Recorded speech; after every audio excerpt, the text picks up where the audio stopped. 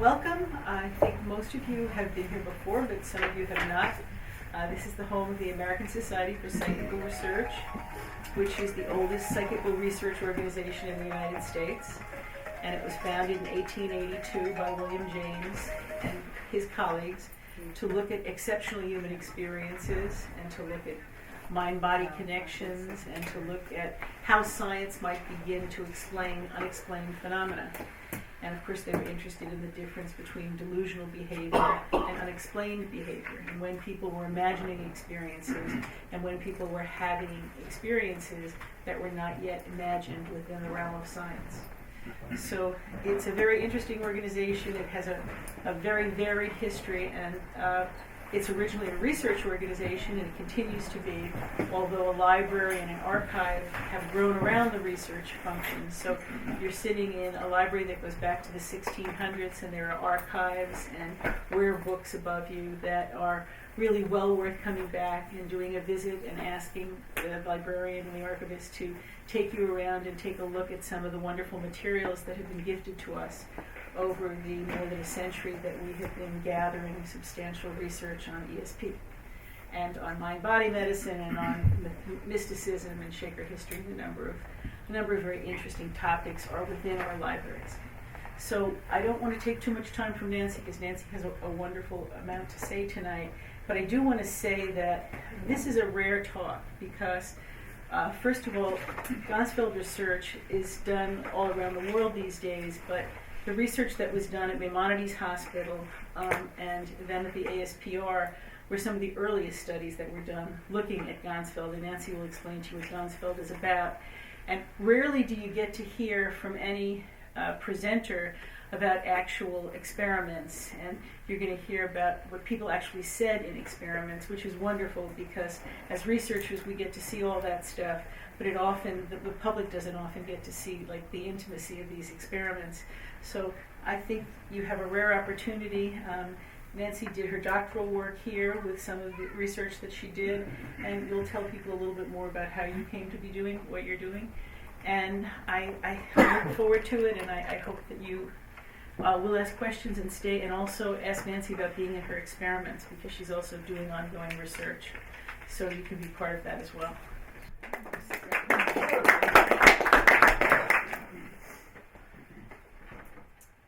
Okay, well, I'm going to talk today about the Ganzfeld, which is an ESP experiment using sensory deprivation.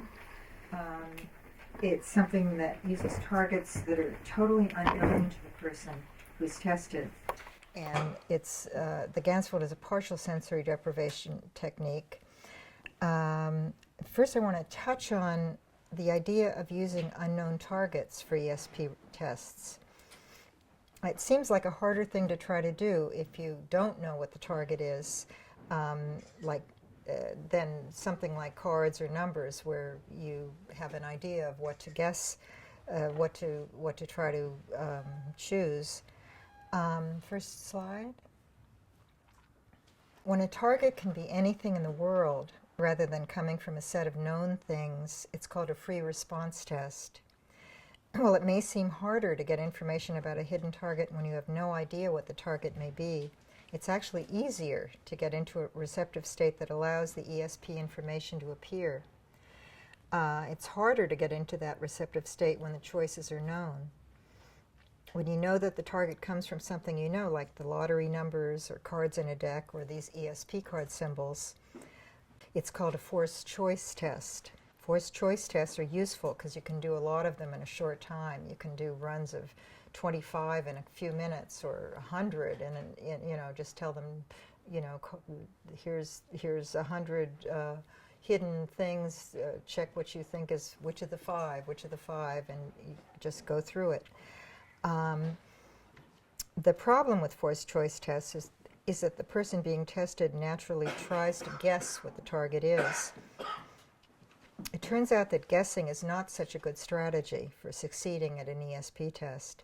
Relaxing and waiting for surprising or unusual thoughts or images to pass through your mind turns out to be a better strategy. Suppose you know that the target is one of these 5 ESP symbols. Your mind will want to guess. You may, in your mind's eye, see one symbol, then another, then one superimposed on another. One might morph into the other. You might even see all 5 superimposed as you try to guess which one it is. That's why, if there's such a thing as ESP, more people don't win the lottery. When you have no idea what the target may be, it's easier to clear your mind and wait for something surprising or unexpected. ESP often seems to happen in dreams, and there were some successful dream telepathy studies at Maimonides Medical Center that were supervised by Dr. Montague Ullman, who was our past president. Ganzfeld is a shortcut to produce a slightly altered state of consciousness that resembles dreaming, but it's faster than dream research because you don't have to spend a whole night on each trial. Ganzfeld means whole field, and the Ganzfeld procedure is a partial sensory deprivation technique for your eyes and your ears. Your eyes and ears are stimulated by a field of uniform light and sound and are deprived of patterns, so it's essentially pattern deprivation. It's an experimental way to produce a state of consciousness that resembles what's called a hypnagogic state, which is the state between waking and dreaming. Everyone naturally enters this state just before falling asleep. You may start to see static images that are not dreams, but they're not like being awake. Your internal images get more vivid and disconnected, more dreamlike. The idea of using Ganzfeld stimulation in an ESP experiment is to quiet the attention we normally use our eyes and ears for when we orient to the world, to allow internal images to enter awareness more easily. Next slide. Okay, this is what the Ganzfeld looks like. Subject in a Ganzfeld ESP experiment relaxes in a comfortable chair, isolated in a soundproof room, with ping pong ball halves taped over their eyes in front of a red light so they see nothing but red, and white noise in their ears so they hear a constant buzz, which is sort of like an air conditioner. There's nothing for the mind to focus on coming in from the eyes and ears. The mind gets bored by the lack of pattern and eventually starts to allow internal imagery to take over. People are asked to think out loud and report the thoughts, images, and feelings that pass through their minds. They know that in a distant room, someone will be concentrating on a randomly selected picture. That's the ESP target. And their task is to allow images and thoughts that may contain information about the target to enter their awareness. The idea is that there is a goal to get information at a distance, but there should not be any striving for the goal, no trying, no guessing, just waiting and reporting what appears. It's a difficult balance to retain the desire for the information, but to wait for it without trying to get it. Before the white noise begins, there are taped relaxation exercises. Then there's a suggestion to make a wish that the information will come at the appropriate time. They're asked to observe and report their stream of consciousness without clinging to their images, without trying to get the message, just allowing whatever may appear to come in its own time. At the end of the Ganzfeld stimulation, they're shown 4 pictures that have been arranged in a pack of pictures to be as different as possible from each other. Only one of the pictures is a copy of the target that has been chosen by a random process, and the other 3 are controls. Duplicates of the pictures of the target pack are used to make sure that there can be no sensory cues about the target, like handling or thumbprints or bent corners. The experimenter doesn't know which picture the target will be and has had no contact with the sender or the person who used the random process that chose the target. So the experimenter is blind to the correct choice. And the Ganzfeld volunteer gets to hear everything they said while they were talking out loud and gets to see the 4 pictures and to choose the picture that seems most like the target and arrange the other pictures in decreasing order of likelihood based on their imagery. Now I want to tell you about my first experience. When I was in graduate school, I read about a very successful Ganzfeld study in the ASPR journal. I wanted to do my own study, but first I wanted to have the experience myself to see what I would be doing to people before I did it to anyone. Next slide. This is Maimonides Medical Center. There was an ESP lab in the basement at the time, and I volunteered to be in one of their trials. I went out to Brooklyn with my husband and a friend from graduate school and I met Charles Honorton, who was running the study I would be in. I was sick and I had a slight temperature. Later I wondered if having the temperature had something to do with what happened. I was put in their soundproof room in a reclining chair. Chuck covered my eyes with the ping pong ball halves, and he positioned the red light in front of me so all I saw was red through the ping pong balls. He explained that a target would be selected at random and would be shown to my husband in another room at some point during the session. He took me through a few relaxation exercises and said that while I was alone in the room, I should just talk out loud and report my thoughts, images, and feelings, which they would be able to hear and write down through a one-way intercom in another room. He put earphones on me and turned on a uniform noise, a random noise of all frequencies, and shut the door and left me alone in the room.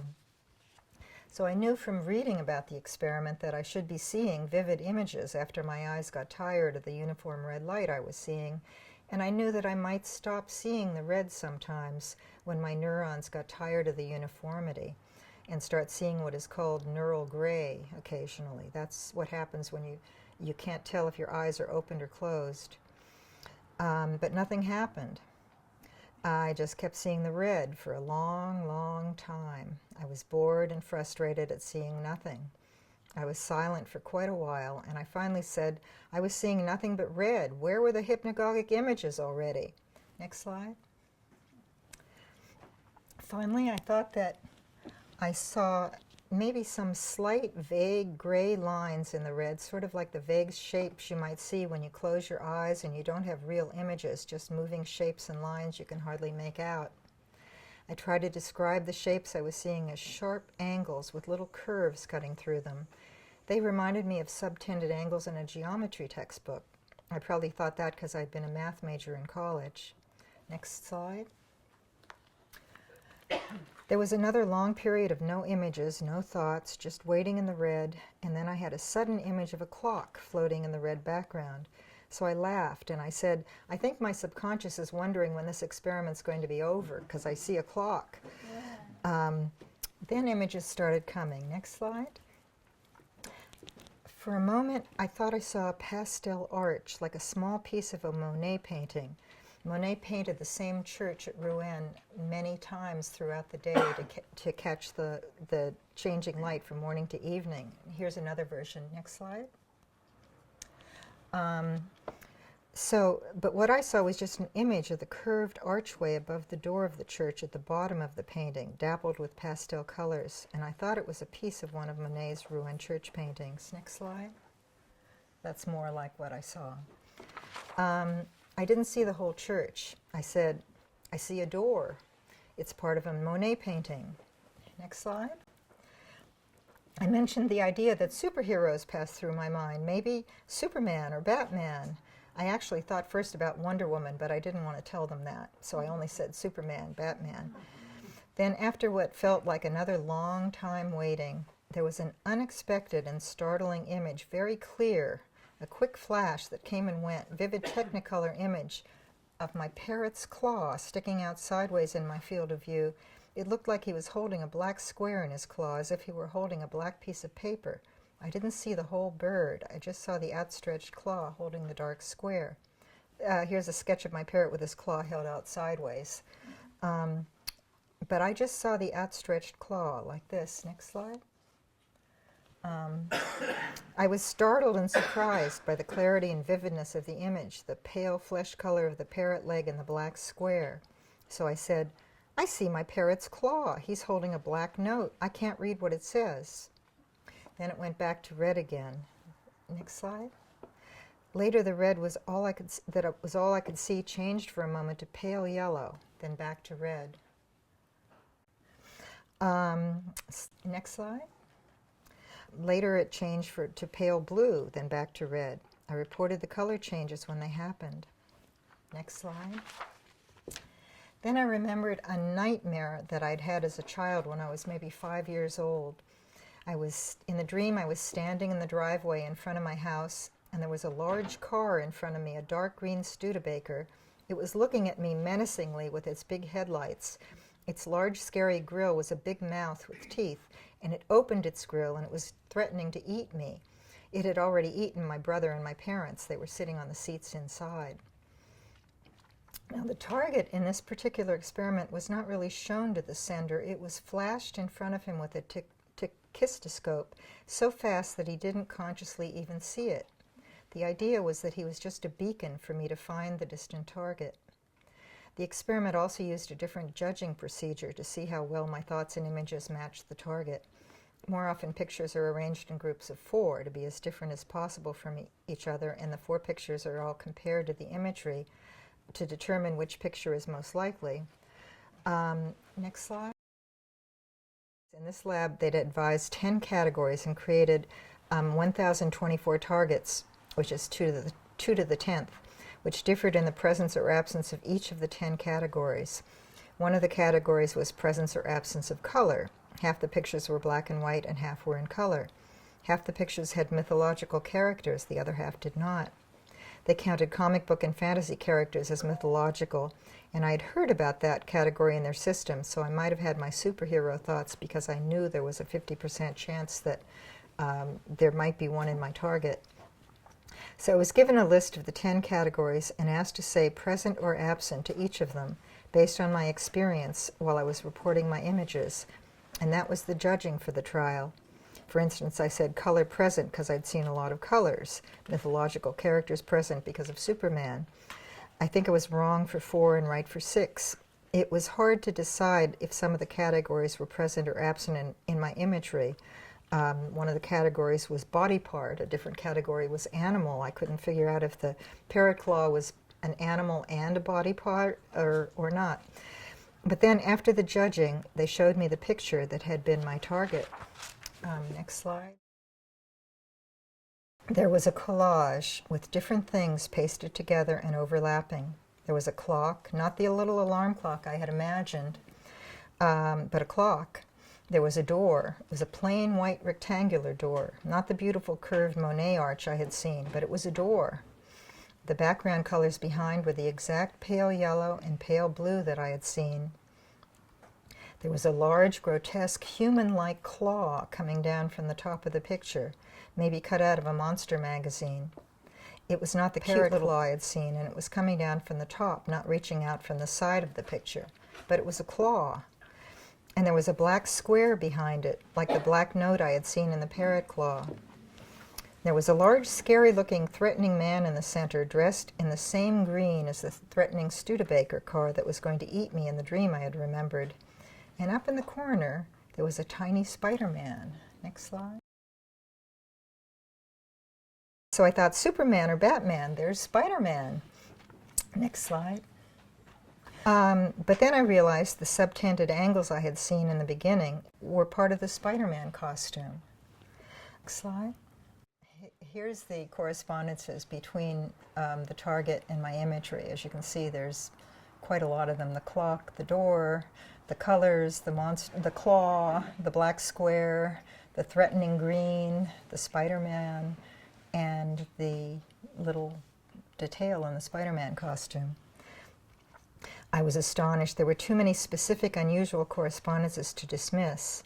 I've been interested in ESP research since I found out that it was being done, interested enough to want to try to replicate a study, but I thought if it happened at all, it only happened to certain special people, not to the rest of us.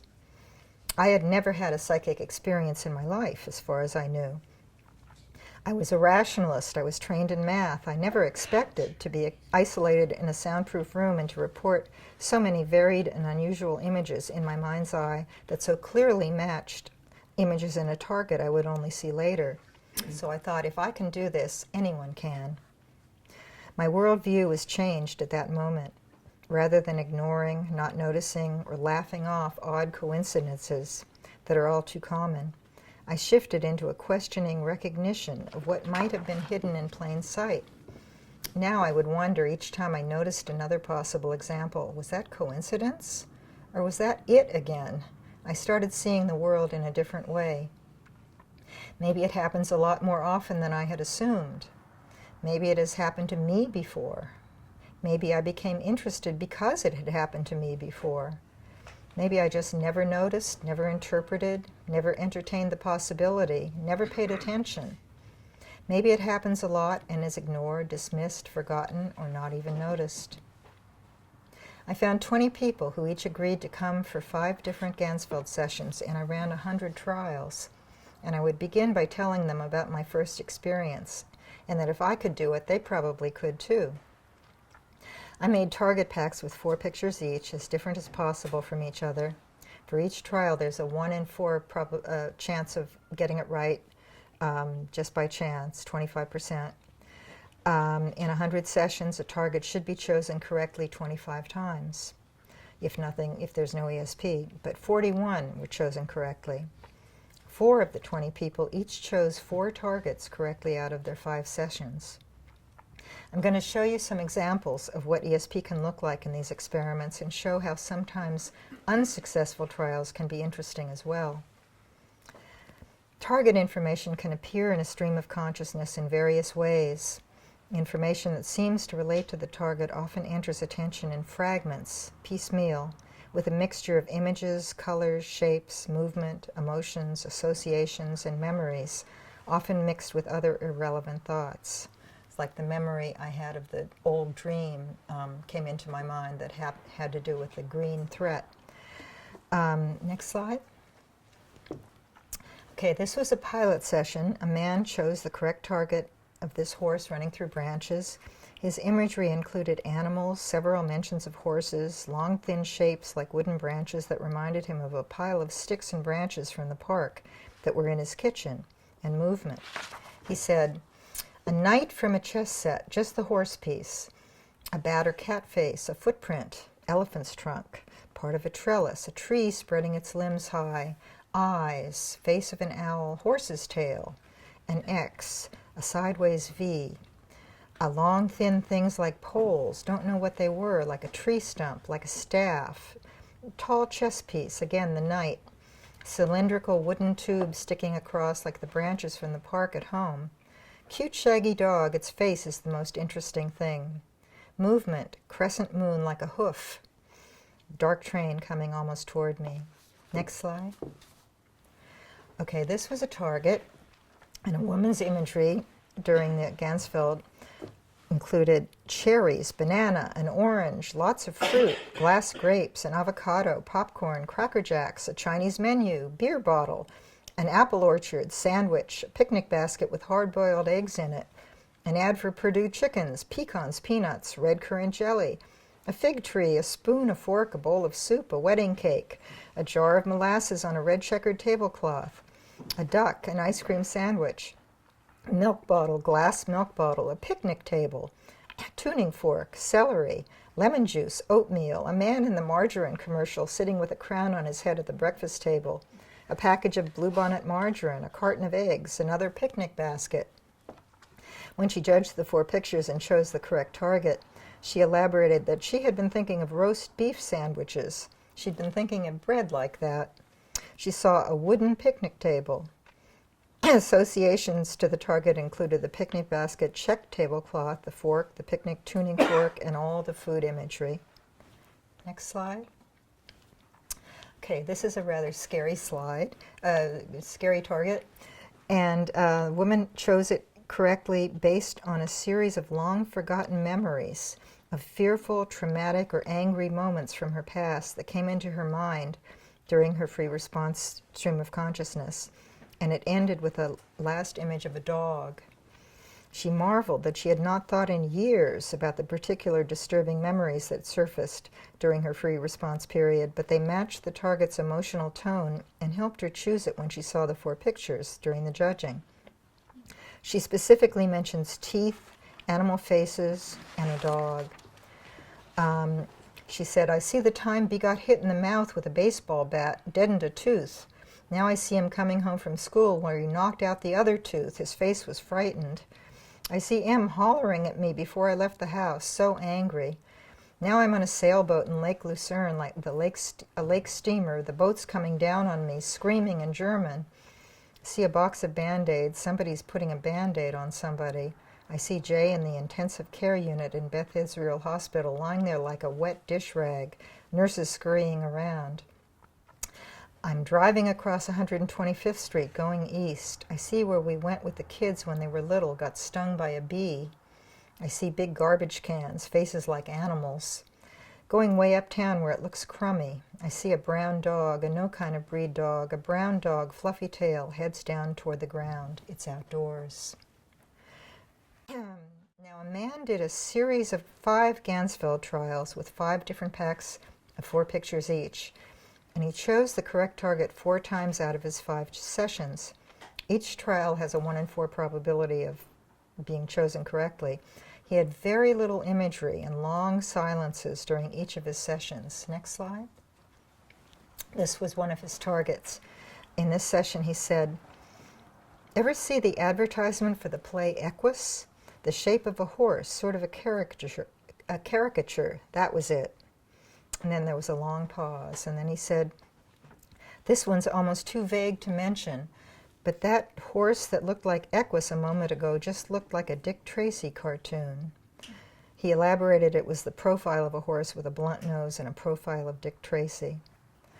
Next slide. Here's Dick Tracy. Okay, next slide. In another session, he said, "Could that have been a man wearing plaid trousers? My shirt, jungle plaids. For a moment it looked like the arm and shoulder and part of the back of a man. Decorations, colorful patterns on it. I didn't really see the man with plaid trousers. I just assumed him. I was aware of the plaid pants, black, red, green, very bold plaid. I saw a disembodied head lying on its side." Because the bold plaid he saw reminded him of the black bordered red and the blue rectangle areas in the painting, and he had seen the head, arm, and part of a torso, he chose the correct target. This is a Rual painting. Next slide. Okay, a woman reported thinking about a whirlpool or washing machine, water going around. Tinsel, I saw tinsel the other day. Shore, seals playing on the rocks, boats in the distance. I see penguins around the Arctic Circle, seagulls, boats, fishing boats to hunt seals or penguins.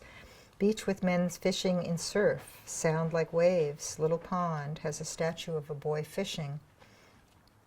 She chose the target and she associated her thought of tinsel with the shiny waves in the photo. Next slide. Okay, this was a target. A woman reported that she saw a hole in the center, a lavender ball, a tiny image, mostly black with a little white. I don't see much movement, a lack of movement, or it's very subtle, if any. I think of a trip, a stormy sky, a hole again. I thought of a carousel, figures twirling in a whirlpool at the bottom of a hole. The hole becomes like a ball that recedes, like being taken into the sky far away. Whirling, deep green-brown avocado. Whirlpool, flesh colors with avocado and brown. Dark bird flying into darkness, into violet. The bird is surrounded by violet light. In flight. A cage of pigeons that was crowded. The image tried to break through again but was incomplete, but it's crowded, a feeling it should have a lot of people in it or crowded with something. The image flashes again and again, but at tremendous speed so that I can't quite see it. The image is too tiny, like it's far away. It whirls like in a whirlpool and goes away, yet the images I sense are still. Can they be still yet in a whirlpool? Still yet flash in and out? The image, pieces being twirled, traveling, deep green-brown avocado seem to have meaning. Faces, flesh color, or people, but twirling at a distance. So she names the colors, including the flesh color of the astronauts, and she has image of a ball of being crowded, twirling, traveling, receding into the sky far away, and she's confused by the idea of being still, yet moving at great speed. Yet it fits the immobility and constraint of the astronauts in the target, which are also in a ball traveling at tremendous speed. Next slide. Okay, this person chose this target correctly and said, V for victory, flame, Superman, flying high in the sky, like the unconscious firing out, blown up with air. A mop ending is on fire. Cigar in your mouth. I wonder if you've bitten off more than you can chew. Hypersensitivity in my left index finger. 2 boxing gloves fuse.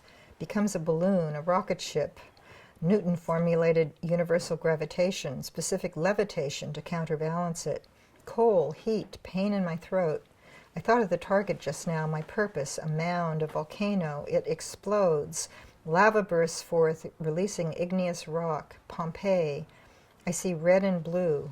Bar lightning in the hand of a skeleton, an electric skeleton. When he saw the target picture, he said, the flames remind me of a volcano. The person is like a mountain of a volcano. The feathers remind me of flight. The blowing flame out like a cigar with a rag at the end of it, like the flame in clouds. The whirling colors, the V for the shape of the flames. Flame is moving, spinning, blown up like a balloon. Blowing flame. He's bitten off more than he can chew. Left pointer in the picture is like my left index finger. Fusing of boxing gloves involves heat.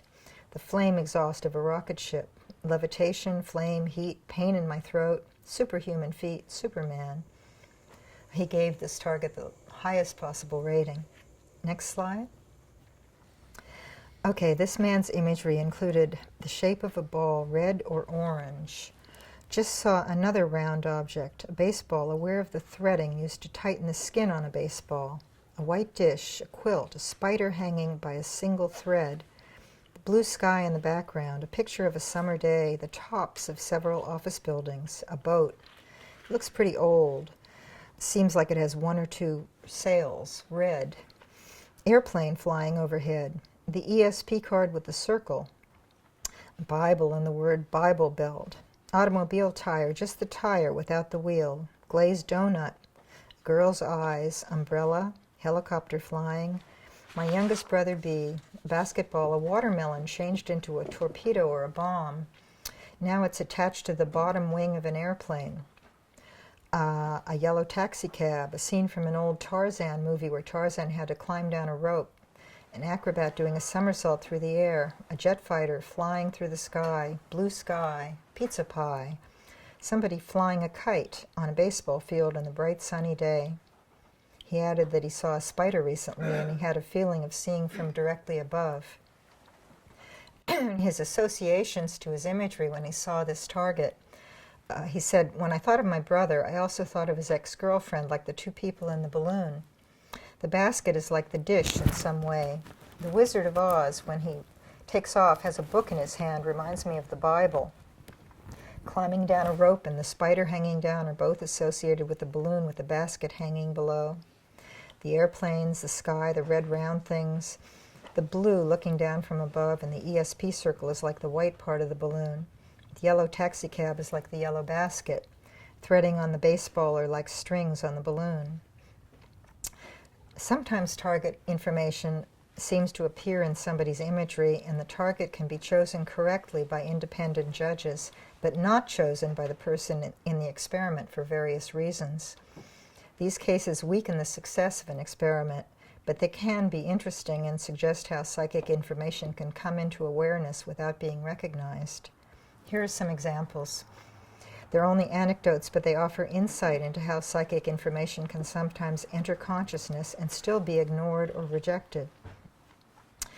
A psychology student loved baseball. He'd wanted to be a professional baseball player, and he hated football. Next slide. This was the target. A football game, which he disliked intensely when he saw it in the judging.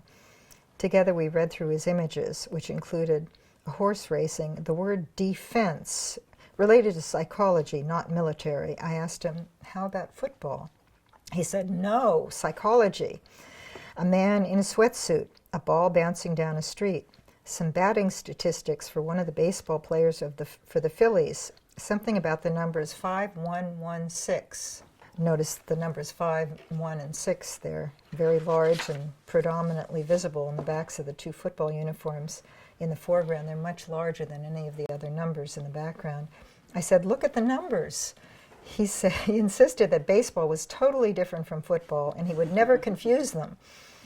He ranked the picture last choice with a rating of 15 out of 90, giving the controls ratings of 75, 65, and 35, although later, two independent judges each matched his imagery to the target correctly. The target had content this person hated, and he refused to acknowledge any associations between his imagery and the target. yet he still incorporated enough information for other people to be able to choose the target correctly. Sometimes a target appears to be scanned psychically and arouses so much anxiety that it is avoided in a way that is not useful for independent judges because they don't have enough information. But there still may be a psychic effect that can be recognized in retrospect. Next slide. A highly creative and fairly highly hypnotizable actress who was in therapy for stage fright became very uncomfortable while she was in the Ganzfeld. She cycled through feelings of being too hot, feeling too cold, feeling like going to the bathroom, feeling like throwing up, over and over. She had almost no imagery. She just talked about her physical feelings of discomfort. And then when we saw the 4 pictures, she judged the target picture, this one, Dancers on a Stage, as her last choice among the 4 pictures. Only after we found out this was the correct target, after feedback, did I think to ask her what her stage fright symptoms were. They turned out to be all the unpleasant physical symptoms, feeling too hot, feeling too cold, feeling like going to the bathroom, and feeling like throwing up that she had experienced in the Ganzfeld but had not associated to the picture. Next slide. A husband and wife team acted as a sender-receiver pair. She'd just come from the dentist. The target was a surreal photo of gray stone carvings of bizarre, elongated, and distorted human figures whose faces had gaping mouths reminiscent of Dolly's melting clocks, but with melting open mouths. When I saw the husband after the experiment was over, he told me that while he was looking at the picture as the center, he thought she wasn't going to get it. He thought the target would be aversive, since she was having a lot of difficulty with mouth surgery on her gums, and this picture would remind her of it, also because she was an artist who hated Dolly, and he was reminded of Dolly when he saw the picture. During the Ganzfeld session, she kept yawning. She saw an odd shape and later drew it with an irregular shape with an irregular elongated hole in the middle. She yawned and reported seeing a landscape like Dolly. She had to yawn again. Gray, puce, grayish, the correct colors of the target. Yawn, the Dolly thing again. She disliked the picture and ranked it 3rd choice out of 4. She didn't notice the Dolly correspondences, and I didn't notice that all the yawning might have related to the yawning faces until after the judging. ESP does not always do what it's asked. There is evidence of scanning the whole pack of possible targets with unfocused psi. And that's ESP. A favored control picture may draw attention rather than the target if all the pictures are psychically scanned. Here's another example. A subject chose the target correctly in 4 of his 5 different sessions, but he was most confident he was right in the only session where he was wrong. Next slide. His imagery was very different in each session, and this time he saw the White Rock Girl. This was a control picture, not the target. When he saw it, he exclaimed, "There she is, the White Rock Girl." He thought it was the easiest and most compelling decision in his 5 different sessions. He was in a condition where he didn't get feedback about whether his judging choices were right or wrong until he had finished all 5 sessions on different days. So he didn't know that he had chosen the right target every time except for this one. Next slide.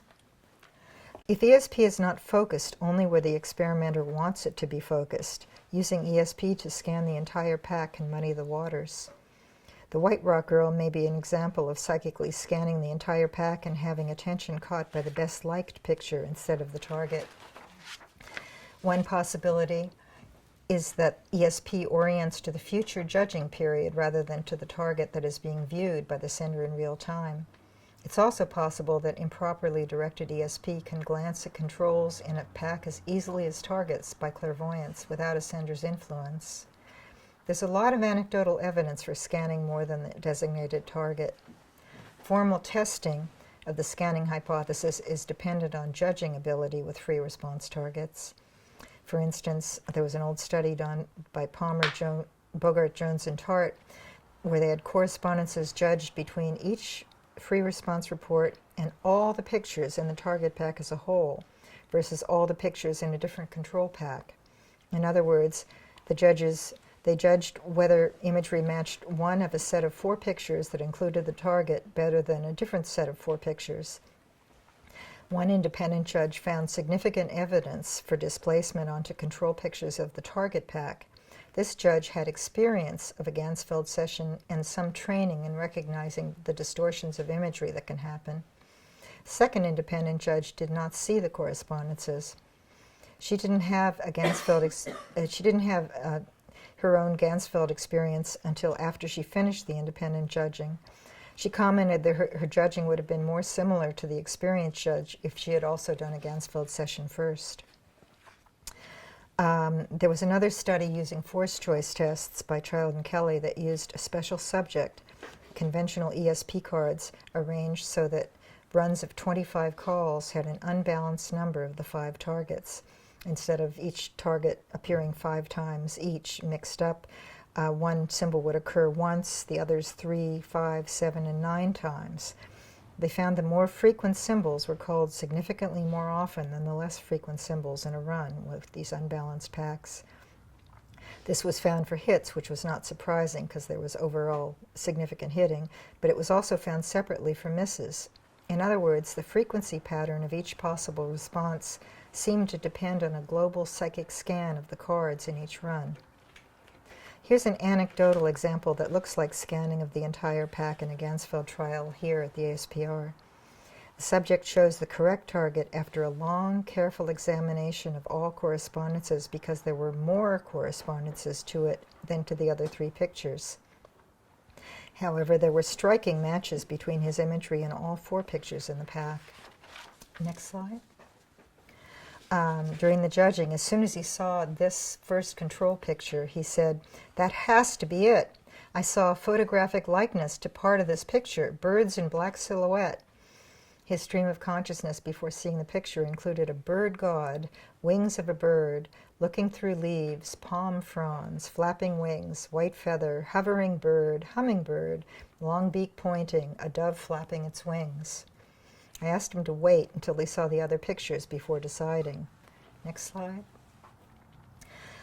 His correspondence to this next picture included thoughts of a fishing line, fishing pole, something wet, a pulley contraption, deep sea fish, a rope with a hook, like an anglerfish used as bait. See all the ropes hanging off the boat. Next slide. This picture is the top half of the target. The bottom half had candles, so there were flames. The third picture, this was actually the target. Besides the Indian bird god, his stream of consciousness included an Egyptian god with squared shoulders, a molten pot, lava flowing, a palace or temple dog, the shape of a man, a ballooning figure, a shape he associated with the Buddha's large dangling ears, and many color and shape details like the orange wedge at the top of the picture, a rope of lights, large circles with a figure inside. Next slide. This was the 4th picture. He saw shiny metal like the spur on a boot, green like looking through leaves in the jungle, deep forest green, a black African figure, a gun pointing, an African with a spear, the face of the Buster Brown dog. When he looked at this picture, he said, "Doesn't he look like the Buster Brown dog?" Next slide. There's the Buster Brown dog. After much thought, he gave the Buddha an 80 and the birds a 75 on a confidence scale between 10 and 90 because there were more images associated to the Buddha than to the others. He liked the bird picture by far the best. Notice how his image of an Indian bird god merges the target and the best-liked picture into a single image. There are many examples of times people seem to scan the whole pack of pictures they will see later, or who focus on a favorite picture rather than the target, or who avoid a target when there is something about it they dislike. Next slide. This is an example of a terrible target. No one chose it when it was the target, or even verbalized any thoughts that might be related to it, because they assumed they were just thinking about their own personal concerns. Next slide.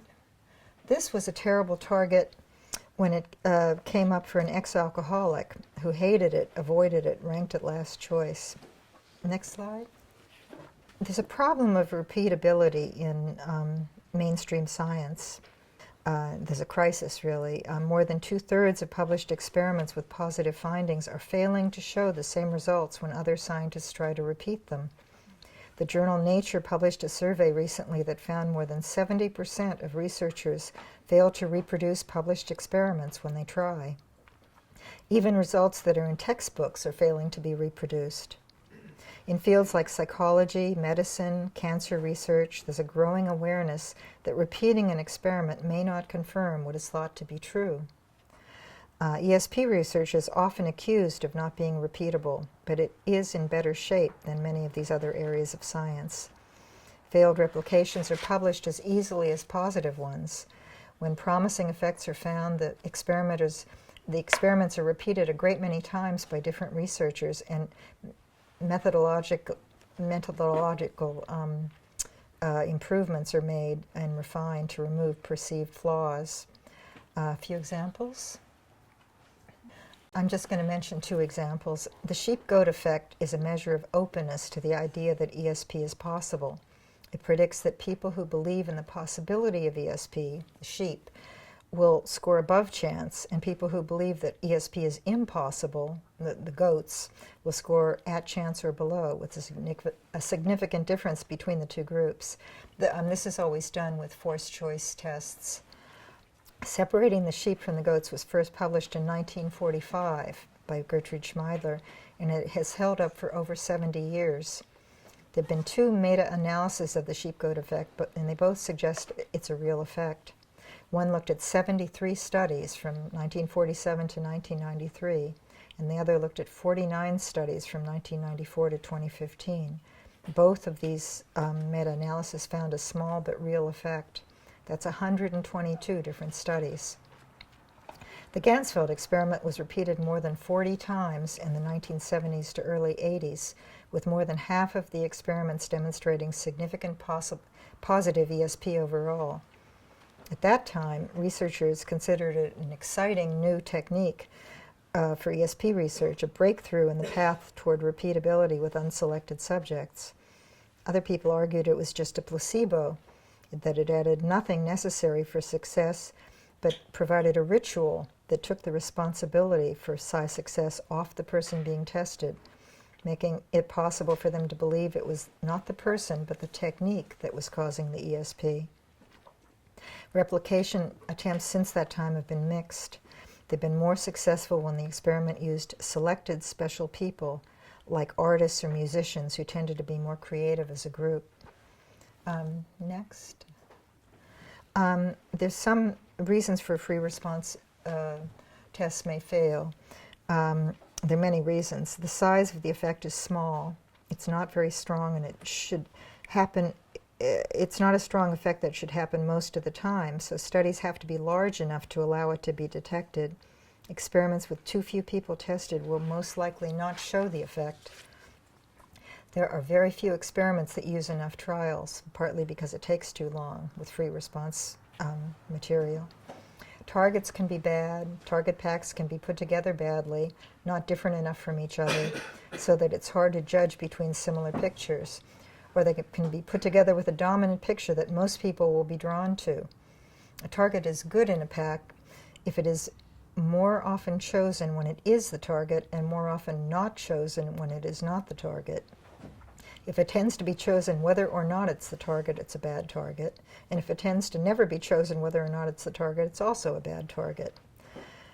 The attitudes and personalities of experimenters can differ to such an extent that an attempted replication of a successful study will differ in crucial interpersonal ways from the original study. The phenomenon is very sensitive to interpersonal dynamics. For example, there's a beautiful demonstration of the effect of the emotional atmosphere in a lab by Honorton, Ramsey, and Kabibo. Half the people they tested had the red carpet rolled out. There was friendly social time. They were treated warmly by the experimenters. They scored above chance in the ESP test. Those in the other half of the experiment were rushed. They were treated rudely by the same experimenters. As one experimenter put it, they practically bit them in the leg. Those in the second group avoided the target and scored below chance. There was a significant difference in the ESP scoring of the two groups.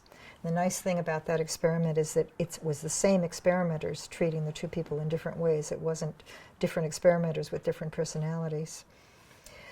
A series of experiments by Tedonio manipulated expectation about whether success was possible. One group was told they should expect ESP to happen in the experiment, that it was easy, that it was often found.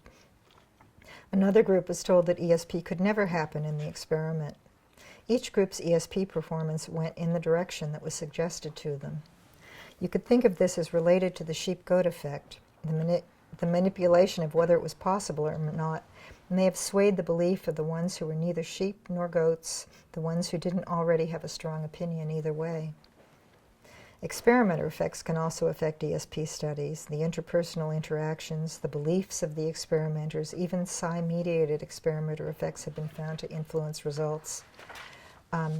Next slide. Even unsuccessful experiments with unselected people can sometimes show predictable ESP, not with the overall positive scoring in the ESP test, but by separating those people who should be predicted to do well from those who might be predicted to fail at the ESP task based on other measures that can be collected ahead of time. Collecting information about possible separator variables may reveal ESP within a non-significant study that would remain hidden without asking for the added information. Openness is one variable that tends to predict success. Openness to the possibility of ESP versus a belief that ESP is impossible, that's the sheep-goat effect that I already mentioned, has held up well as a separator of successful and unsuccessful scoring. Expectation of success or failure is another related measure. I once worked with a Southern researcher who gave an 80-item questionnaire to the people she tested in ESP trials to see what questions might best separate those who chose or didn't choose the target. The question that worked best to separate the hitters and missers was, do you prefer to sleep with your window open or closed? That was in the South, of course, where it wasn't too cold. Openness to dreams has sometimes correlated weakly with psi success, with those who often remember dreams tending to succeed more often than those who almost never remember a dream. Openness to what is called primary process thinking may be a good separator variable. A way to measure it is to ask about dream quality. People whose dreams are typically wild, chaotic, bizarre, and disconnected tend to do better at ESP tests than those whose dreams are logical, realistic, ordinary, as if they're awake. Another way to think about this measure is lack of repression to unconscious material. Mood may be a relevant variable and may relate to the comfort or discomfort of the atmosphere in a testing situation or to interpersonal dynamics. Resistance to some part of the procedure as opposed to following directions may separate those who avoid the target from the rest of the group in the experiment. The "no, I won't" attitude can extend to missing the target. I once did a study that included a test of hypnotizability, where there was a post-hypnotic suggestion to draw a little tree in a corner later. There was also a question about whether they felt a compulsion to draw the tree, whether they drew it or not. Some people drew the tree, some didn't. But one person who did not draw the tree wrote in the corner where she was supposed to draw the tree, "She felt a compulsion to draw the tree, but she resisted it!" exclamation point. Later, she had a striking correspondence to her target, a picture of a man practicing karate. And she even said karate during the Gansfeld, but she resisted seeing a connection because she'd been thinking about joining a karate class. She gave the target the lowest possible rating, although an independent judge easily chose the target correctly. Next slide. I'm just going to put this up for a second. I found in an experiment that showed no ESP overall, separating those with and without some form of resistance to instructions created two groups. They were almost equal, 31 and 29, that showed this kind of separation. The resistance, people with resistance scored below chance, people without resistance scored above chance. Independent judges always judged a little better than the people themselves. And you can see that with their own judging, the resistance people scored they only chose 3 targets out of 31. It's 9% instead of 25. And the independent judges found 41% correct targets in the no resistance group. Scanning the whole pack instead of focusing on the target can also decrease the success rate. if the target is not chosen, because ESP is used to look at all the pictures that will be seen in the judging period. I've already mentioned one, where in the end the person chose the Buddha target but seemed to see all the pictures. Here's another. Scientists came late and had to leave early, so everything was very rushed. She'd only slept 2 hours the night before. She told me she'd been in similar ESP experiments before, and I thought she was familiar with the design. But I learned later she had been in experiments where she would see the target in the future after she gave her impressions about it and didn't see any controls or do any judging. Next slide. This was the target. The sending period was 20 minutes into the sensory deprivation period and 5 minutes after she started talking out loud at the end of her relaxation, which I timed and noted while I took notes of her imagery. Although I wasn't in contact with the sender, he had been given an exact time to look at the picture for 5 minutes, so our watches were synchronized. As he opened the envelope and started looking at the target, she said, "Opening flower, giant flower." Next slide. Here's one of the control pictures. She named astronaut, spacesuit. Next slide. Here's another control picture. She saw a horse pointing right, a horse's mane, the relief of a horse in fresco. Next slide. And she saw a triangle pointing to the top, an inverted funnel, spots, flame, orange flame, water. So she actually named 3 of the pictures, the flower, the astronauts, the horse, and she had imagery to all 4, including the flame, the triangle, and the spots, and the water in the volcano painting. She rated all 4 pictures likely to extremely likely, and she rated the target 3rd out of 4, with the horse first and the astronaut second. During the judging, she was confused that there was only one target. She had done the other ESP experiments where the target was the place she was going to see in the future. Her imagery seemed to go to the future where she would see all the pictures in the judging. Now here's a contrasting example of someone using ESP to hone in on the target. She was very goal-oriented and expected she might see the actual target like a photograph during the sensory deprivation. Next slide. This was the target. It was a painting called Solitaire by Audrey Flack, dated 1971. The name of the painting, the painter, and the date were printed on the bottom of the target.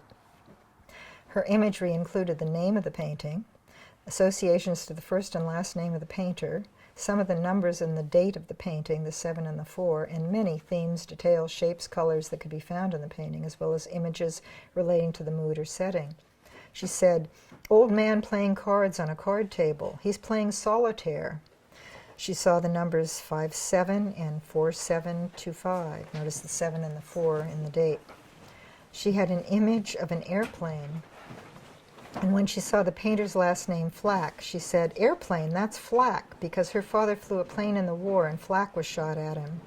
She saw the image of a girl she knew with chestnut hair named Audrey. Audrey's is the painter's first name. So she says the title of the painting, the numbers in the date. She has images she associates to the painter's first and last name.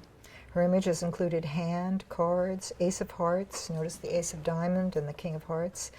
She sees red cards, gold watch. Notice the gold watch in the corner. Blue and white print. Notice the blue and white cup, the blue and white tally-ho box. A red apple. Notice the fruit. A red symbol like a red cross. Notice the symbol on the Chesterfield box. Gold, yellow, silver, white, red, blue, and much of the content. She also had images that were not in the painting but were in the sender's thoughts while looking at the painting. She reports that the word Mexican comes into her mind, and there are many repetitions of house in the imagery, as well as imagery about westerns, cowboy hat, cowboy boots, bolo tie, gold western guy with a truck.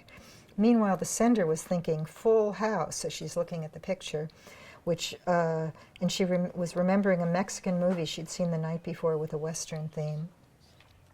An interesting difference between these 2 examples was what happened to their attention and motivation during their stream of consciousness. The first, who saw all 4 pictures, became so involved in her imagery she forgot all about the target. The second, whose imagery focused on the target, said that she sometimes remembered there was a target while she reported her imagery. Next slide. Openness to allowing unconscious material into consciousness without blocking it may be a key variable relating to successful ESP testing. Blocking may happen when the idea of ESP is rejected, when something about the experiment or the experimenter causes resistance, when the target is disliked, or when defensiveness or lack of openness to unconscious or primary process content is part of someone's personality. Another important variable may be the orientation to keep the target goal in mind, yet at the same time to stay relaxed and passive, to endure waiting and not knowing, without guessing and without striving. When the desire for the target is forgotten, ESP may start to wander around to more interesting places. It might scan the whole pack of pictures, or notice a picture that is more interesting than the target, or look at something else altogether. It's tricky to keep the desire for the target in mind and at the same time not to strive for it. It's a peculiar state of consciousness. A third component in free response ESP may be the ability to recognize the connections from imagery to the target even when they're not straightforward, when they're distorted or changed into an association, or when there are only partial clues. Recognizing the similarity between mental images and the slanted angle of a roof, the right shade of green, a dappled effect, a texture, in other words, judging ability. Next slide. Free response testing can sometimes generate ESP that looks and behaves similar to the way ESP manifests and operates in daily life. The Ganzfeld is just one of many ways to test for and observe ESP with free response targets. There are other techniques like remote viewing, where you're normally awake and your attention is guided by someone else to pay attention to internal images. There's dreaming, there's relaxation, there's meditation to still the mind. These can all work in a similar way to get images and thoughts relating to unknown targets. Observing how ESP operates in a controlled experiment when the target is unknown can lead to insights, surprises, and new questions, as can observing ESP as it happens in real life.